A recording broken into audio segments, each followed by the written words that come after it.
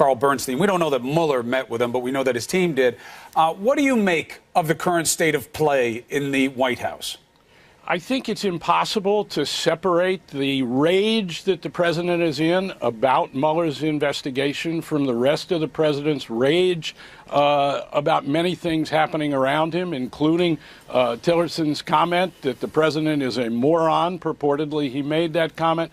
And what there is a sense of, people I talk to in the White House and Republicans on Capitol Hill, is that the wheels are coming off this presidency and in the White House, that there is an attempt by those closest to the president, especially Kelly, especially the military leaders, to try and constrain the president from his own inclinations to say wild things, to act irresponsibly. It's almost as if there's a protectorate around the president. He's constantly complaining, going into rages about the investigation, about disloyalty among his aides. It's an extraordinary situation, unlike anything I've seen in 50 years in Washington. The protectorate around the president preventing from chaos. If you ask Republican Senator Bob Corker, let's listen to this. I think Secretary Tillerson, Secretary Mattis, and Chief of Staff Kelly are those people that help separate our country from chaos, and I support them very much. So, Carl, is that a one-off, an anomaly from a Republican senator on his way out who wants to voice his opinions, or is that reflective of what you're hearing among other Republicans on the Hill? No, and I believe that the big story right now, if we can get to it in the press by going to Republican members of the Congress, talking to them on background, going to military leaders and leaders in the intelligence community, is that many of them have lost confidence in this president. They doubt his fitness to be president. They doubt his competence. They're worried that he has to be restrained and constrained by these military leaders. Remember, George Washington resigned his commission so that we could have civilian control of the military. Now we increasingly have military control of the presidency. This is not quite what our system was meant to do. And at the same time, people are counting on these military leaders, Mattis, on McMaster, et cetera, to constrain and keep this president from doing wild things. This whole question now of the Iranian deal, in which the president is going up against the recommendations of his own national security apparatus, going his own ways. There's a sense that this president is the president of his base, and that's who he appeals to. He's not the president of all the people in the sense of presidents traditionally. He's made no attempt to unite the people of the country and our allies, and this increasingly worries McMaster, Mattis, the others, Tillerson. Our allies are dismayed by the conduct of this president. They don't believe he's a consistent leader in the sense of American leadership.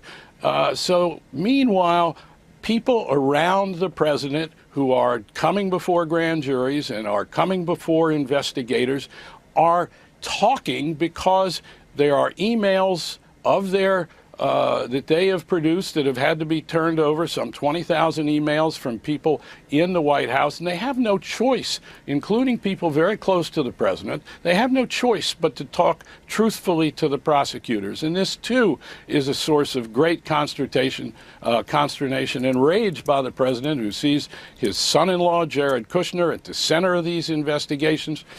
So there's a lot of lashing out. And meanwhile, the work of the presidency is not being done in the traditional sense. We have many appointments that haven't been filled. We've never seen this kind of chaos in a presidency before. We've seen difficult 100 days, difficult first 6 months. Bill Clinton's was disastrous in some ways. This is different because it goes to the character and competence, a feeling that the President of the United States, including among those on the White House staff, may be unfit for the office. Carl, quickly, he says it's your fault.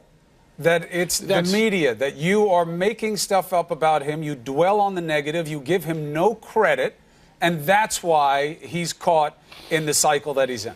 I think he's caught in the cycle that he's in because of his own actions and inactions. Look, he's used the power of the presidency somewhat effectively to promulgate regulations of the type that he campaigned on. It's not as if he's done nothing in these areas, environmental regulations, business regulations, other things.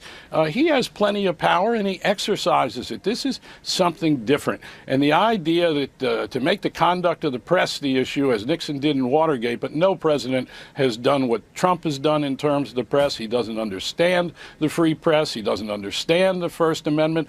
And increasingly, if we're to believe the poll numbers, and that's only a snapshot, the credibility of the press is rising with quite a rapid ascent, while the credibility of the President of the United States is moving downwards. So it's not working attacking the press except to his base. And meanwhile, it is further alienating and further dismaying those on Capitol Hill who see this president as flailing.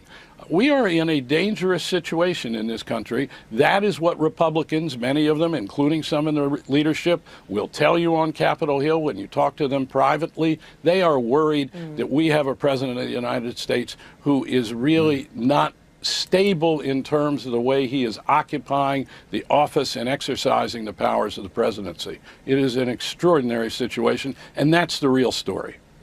Carl, appreciate it. Thank you very much. Have a good weekend.